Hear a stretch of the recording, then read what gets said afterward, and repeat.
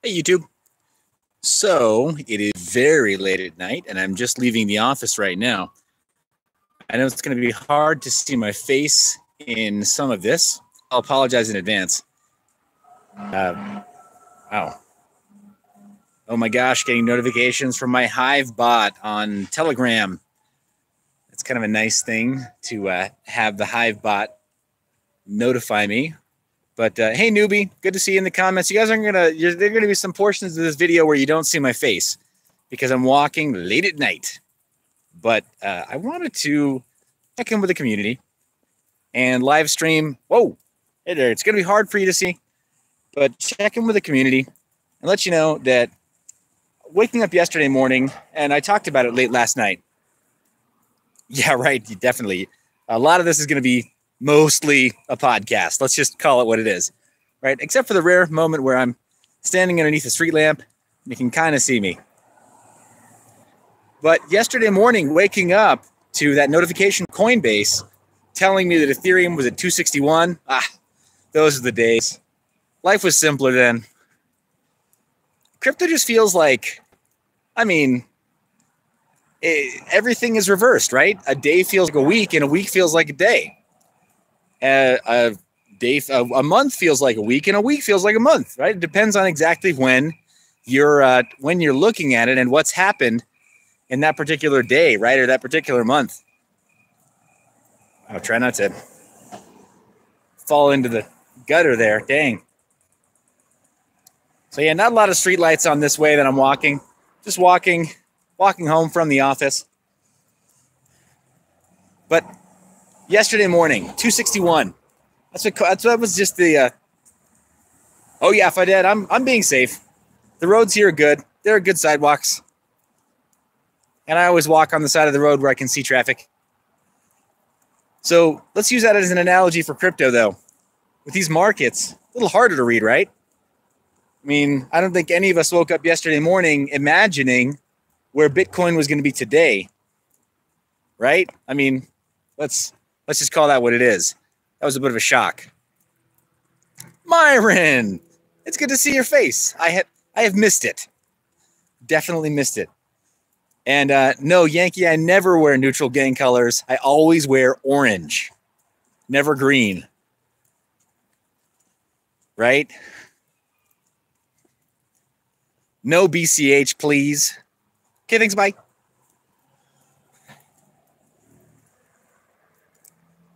Yeah, inciting a riot. That's what I'm going to get a ticket for. Inciting a riot and walking on the wrong side of the road. All right, so waking up yesterday morning to that notification from Coinbase on my phone telling me, hey, dummy, Ethereum's getting cheap. Of course, I didn't set any other notifications. Yeah, Bludget.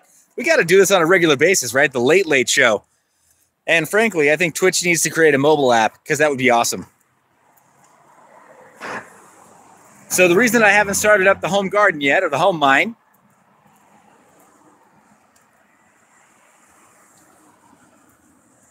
and Nick Doblo, I really appreciate you saying that. Technical indicators, yeah, they're a joke. They're not worth the paper they're written on, right? And we don't even use paper anymore. Oh, snaps. I'm glad BitTube's going up. I'm actually a bag holder, right? It's a great thing. That said, they're also debuting their pro accounts soon. So I'm hoping to be shortlisted to try out their pro accounts in the early beta. We'll see. But yeah, so technical analysis, guys, technical indicators. There are some people who really believe that there are Fibonacci levels that we have to ratchet down to achieve before stronger positions in crypto can be sustained, right? I don't know about that stuff. I'm not going to pretend to know about that stuff. Myron's asking me if I signed up for the BitTube credit card. Guys, I'm not going to comment on that tonight because I can disclose that I'm in talks with their developers on a regular basis without naming names.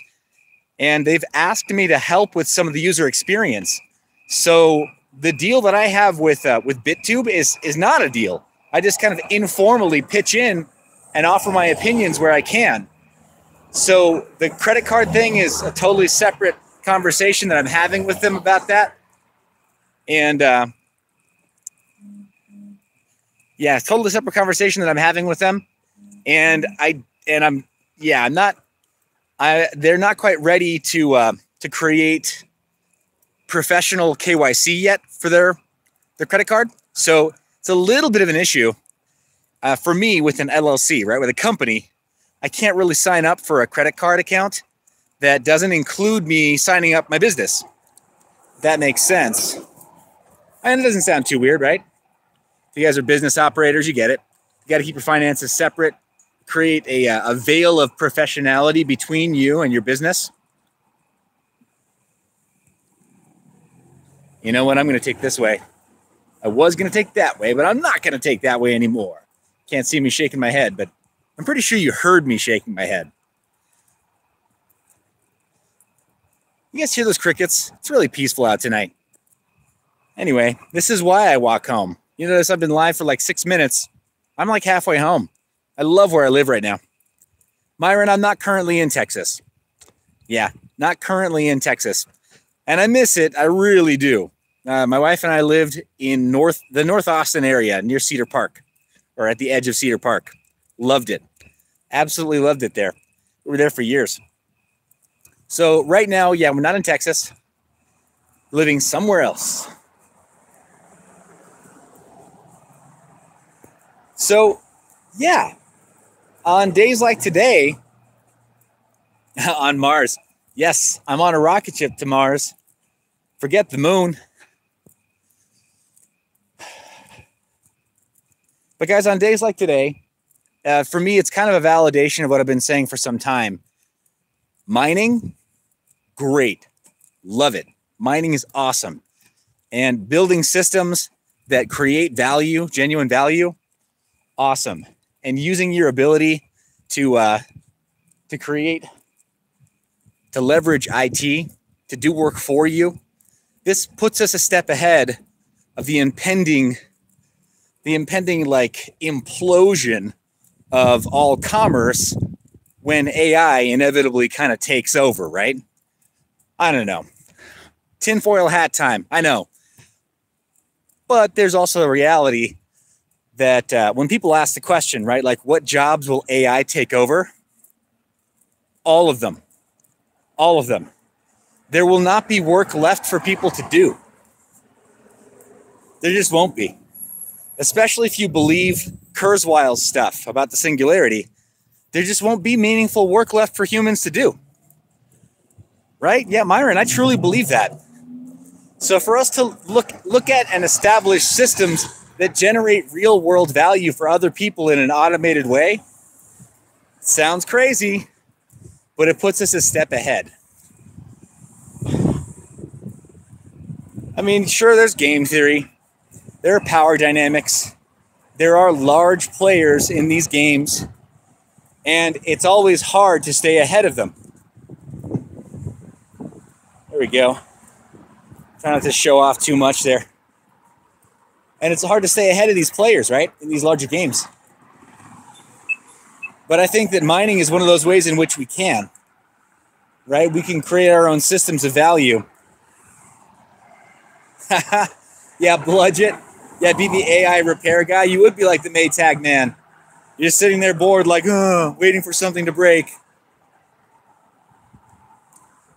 So, yeah, looking at ways to create value in automated systems early on using IT, I think it's a great way to sort of prepare for the impending implosion of all things as AI becomes more prevalent and as it finds more applications and as it takes up more jobs.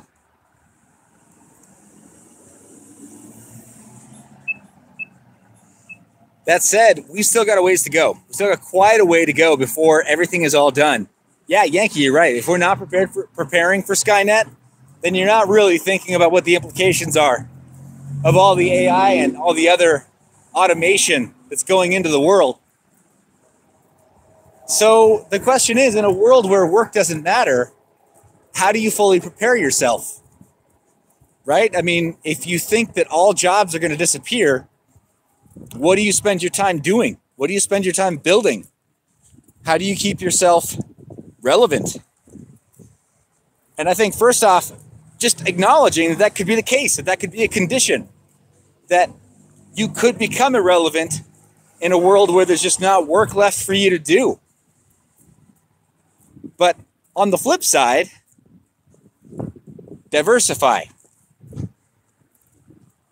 Learn a craft. Learn a trade. Do something like go just the opposite. Don't only focus on IT, because guess what? There are people that do IT better than we do. Way better than we do. There are people that do programming way better than we can. People that can script, that can create custom scripts that help solve problems that they deal with in setting up systems way better than we can. Or that already have a bunch of scripts already written, ready for these kinds of things. Deploying master nodes, deploying operating systems, quickly changing file systems, quickly adjusting and swapping compression schemes on different databases, so that way they don't run out of usable storage. Encrypting and slicing different pieces of storage and different pieces of file systems so that they can be distributed in chunks, right? The next BitTorrent level disruption, or next BitTorrent level disruptor, we don't know what it's going to look like, but I don't know that miners like you and like me, I don't know if it's going to be one of us that makes it or if it's going to be somebody else, right? So I'm not going to, without putting anyone down, including myself, I'm not putting myself down, but you know, it's not a put down to just acknowledge that there's always somebody bigger, stronger, faster, and more intelligent, right? Or more capable of executing their vision. There's always a bigger player. There's always somebody that can come in and cause disruption. And when we apply that mentality to automation and AI, which never sleeps, never eats, doesn't need much, and becomes increasingly more efficient and more power efficient, right? Less power hungry. You know, then it really gets the wheels turning. How do I generate value? How do I produce value? What do I do in this world that means anything, that's helpful to anyone? And I think we have to look outside of blockchain. We can't just be thinking about blockchain. I know, heresy. That's crazy talk. That's why I waited till I was in the dark to talk to you about this, by the way. So you'd be like, I hate your face, Seth. You can't see my face right now. Oh! But yeah, asking that question, what am I doing that's of genuine value?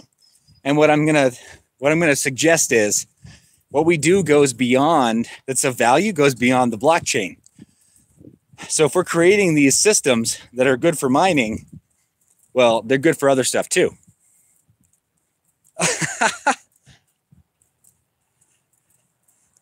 Hey, Justin, good to see you in the comments. Yeah, Myron, you're not wrong. There are a lot of people who are looking at me and wondering who I'm talking to. But at the same time, this is the world we live in, right? In a world of Bluetooth and of live streaming 24/7, it's not all that weird. People kind of get it. Like Homeboy just ran right past me. He knows what I'm doing. He knows I'm live on video, which is why he didn't make a big scene, because I'd turn the camera around.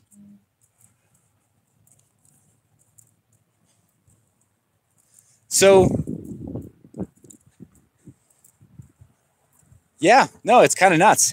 And according to federal wiretapping laws, there's no expectation of privacy when I'm in an environment like this. So people who walk past or drive past or jog past or do whatever, they can't reasonably expect for me not to be filming them. And there's no federal law that prohibits me from doing it. So I'm not going to stop. And that's just it. Yeah, in your bedroom, you do have a reasonable expectation of privacy. It's your house. It's your bedroom in your house. So yeah, if I walk into somebody's bedroom, yeah, that's a problem. I might have a problem. So yeah, guys, I'm taking the long way home, and let me kind of wrap this idea with a bow.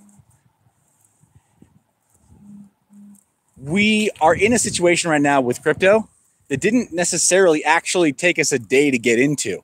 It looks like price action kind of fell off a cliff, but it took us more than a day to get here. Just like how it took more than a day for Bitcoin to rise all the way up to, to 19 and change in December.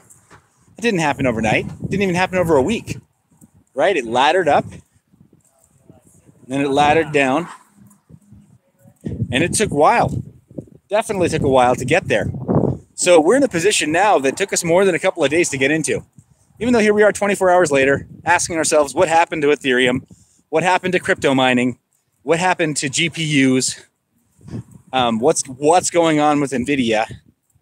All this stuff took more than a couple of days. It took more than a couple of weeks. It's taking more than a couple of months. Like MW is saying, yes, this technology is still super young. 10 years, guys, in the grand scheme of things, not much time at all. Think about how long it's taken automobiles to get to the level of sophistication that they're at now. However, think about over the last 10 years, how incredibly sophisticated all cars have become. There's no such thing as a brand new car without automatic windows and automatic steering and keyless entry and automatic transmission. Typically some kind of continuously variable transmission. Some pretty exotic stuff if you measure it by the cars of 10 to 15 years ago, or if you measure it by the cars and technology of 20 years ago. This stuff is pretty cool, pretty exotic. So cars have been around for, so many decades. Myron, I agree with you there. I'm not necessarily saying it's a step in the right direction. I'm just saying that's the current state of the art. And like it or love it, really good CVTs and really good automatic transmissions are winning at the tracks too. Off the line and in the quarter mile, drivers that are using automatic transmissions are at that point where they're beating drivers who are driving manual.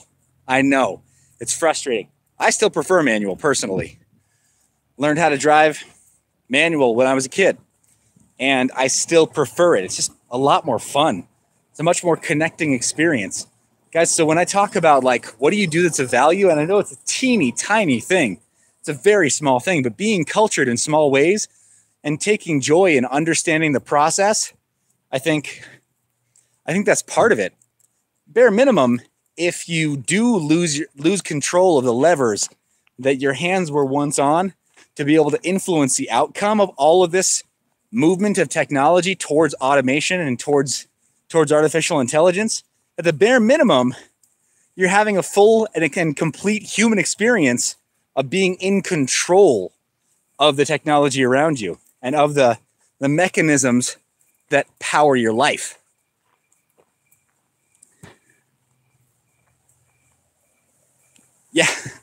Yeah, guys, I'm with you. It is way more fun to work through the gears, right? And it's a lot more fun when you're in a punchy little, Japanese car that has better torque at higher RPMs, and first and second you gun it, and then you're coasting, right? So you go directly from first through second, and then you can either coast in neutral and hypermile it, right? Crazy, because you're going off the line faster, but then you're coasting in neutral, hypermiling it, getting at that moment 60 to 80 miles to the gallon once you let off. It's fun. Definitely fun. Oh, Yankee, Prelude driver, man after my own heart. So yeah, I guess that's what I'm saying, guys. We can go along with this whole thing. We don't have to get caught up in the idea that this is absolutely the only way to live. Oh no, crypto's going to take over fiat. No, it's not. Guys, I got a pocket full of dollar bills right now. They're not going to stop being usable today in this country. Thank goodness. And crypto's not in a position to replace them yet, as we can tell from the last couple of days. That's what I'm getting at. So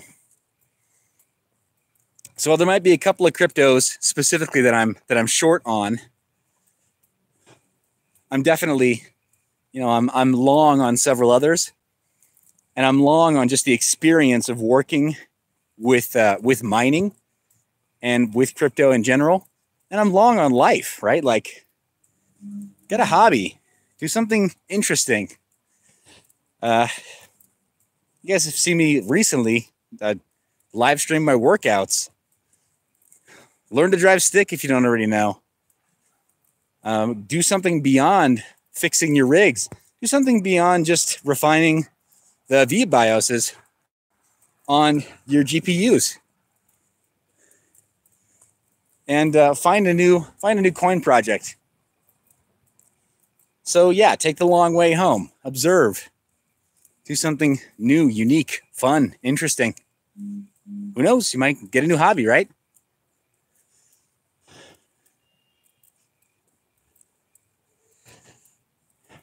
Man, I'm still blown away at how beautiful it is outside right now.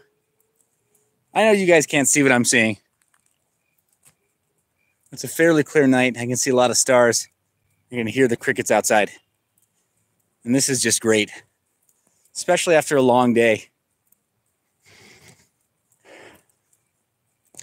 All right, tomorrow, just so you have a heads up, I'm going to be live on our cryptocurrency. Here's the thing, Myron. You don't hunt UFOs, they hunt you. Take that one in.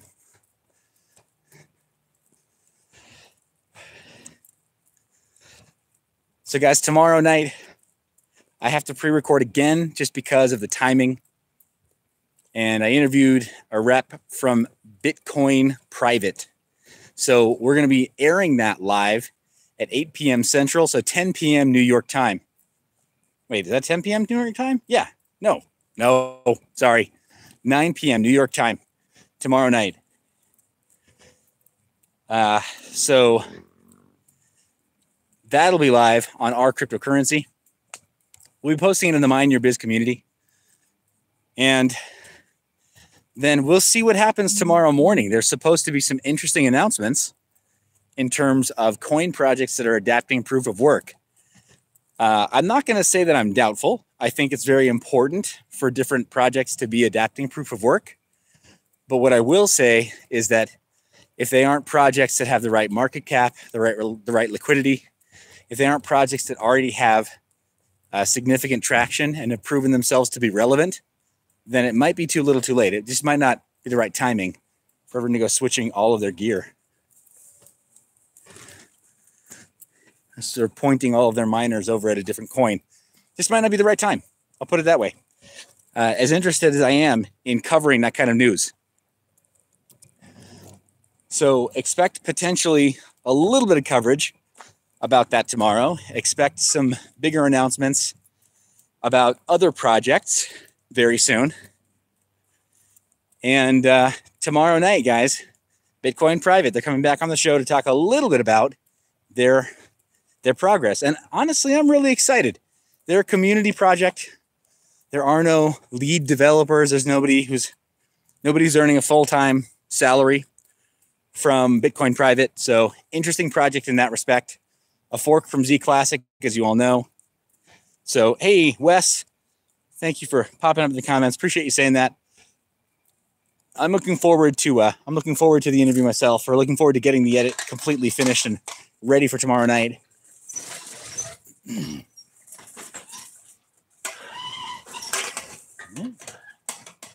Just locking up the gate, right? Here's the thing, guys. Encryption matters. So do locks.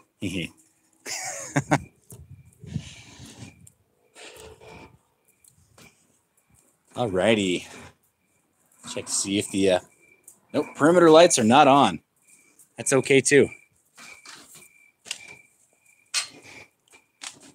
Let's walk back into the garden though. The garden. You guys want to see something cool? Let me show you something cool.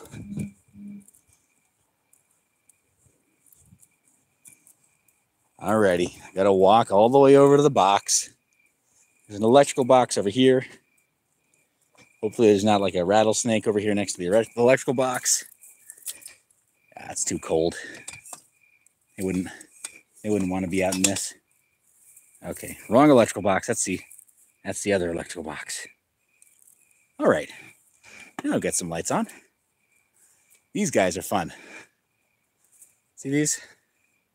Yeah. These are nice. Guys, this is why I like being at home. This is why I like being with my family here. A little bit of time spent with the family. Backyard is, when it's illuminated, it's almost magical. Hey, thanks, Wes. Really appreciate that. But this is all a new place. Hey, thanks, Yaki. Right back over here. And we're not far from the garden that we're planting back over on the other side. So, yeah, man, right? Like, and it's not much, right? You figure out, what is this? Couple dozen light bulbs, right? A couple dozen light bulbs. Blinky lights. So easy to please, right? Shiny. Couple dozen light bulbs with the right people in the right environment. And then all of a sudden, it's a party, you know? Anyway, got to turn this stuff out so I can get back inside and make sure the house is settled. But Bludge, the I love you sign is over in the garden. Over by all the phone poles and everything. We're waiting for internet to be fully plugged in, because then I will be able to start work on the home mining setup here. Until I have, until I've got bandwidth here. And I'm in a Google Fiber market, which is nice. So I'll have a full gigabit connection. Plenty of bandwidth for live streams, plenty of bandwidth for multiple TV stations, and then still enough bandwidth for mining, and then also AI and render. So guys, I can't wait to show you that whole project and that whole process. I think that's going to be really helpful for the community to see, starting from scratch, right? From a perfectly clean slate, how we set up, how we expand power, and how we work with that with that asset, right? Really large bandwidth. Anyway, guys, I'm home. Let me go inside, tuck the kids in, say goodnight. Thanks for taking the walk home with me. Appreciate it. So yeah, am I still bullish on crypto, even in a bear market? Yeah, I think crypto is important. And there are several coins for which I'm long. I'm staying long. So guys, thanks for tuning in. You're the reason that I interview the coin projects. You're the reason that I explore the new possibilities. That as you bring new coin projects and new render and distributed compute projects to my attention, that I'll hunt them down and I will talk to their principals face to face, and I will ask them questions, and I'll get you involved so we can ask them questions together, because you're the reason I do this. Love your face. You guys have a good night.